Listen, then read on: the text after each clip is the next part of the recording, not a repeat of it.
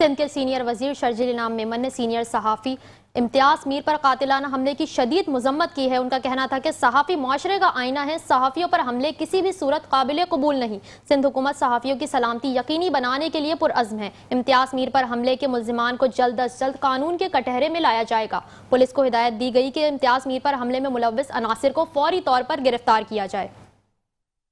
بالکل حکومت نے ایکشن لیا ہے اور ایف آئی آر بھی کٹے گی اور جو بھی کلپریٹ ہوں گے ان کو گرفتار کریں گے۔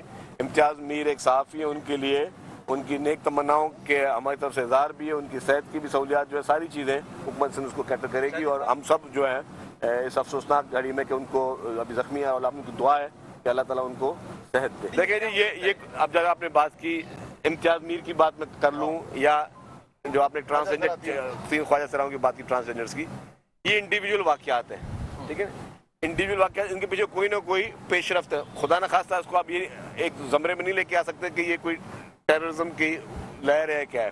یہ انڈیویجول واقعات ہیں، ان کے پیچھے کوئی نہ کوئی محرکات ہوں گے، نہیں ہونے چاہیے، لیکن اب جب تک کوئی انکوائری یا انویسٹیگیشن سامنے نہیں آ جاتی، چاہے وہ ہمارے صحافی دوست کی ہو یا ان ٹرانسجنڈر ہمارے جو ہیں خواجہ سرا ہمارے بھائی ہیں، تو ان کے لیے بھی جو بھی تحقیقات ہوگی وہ ہوگی، لیکن یہ بتا دوں کہ حکومت کلپریٹس کو کسی بھی صورت میں معاف نہیں کرے گی۔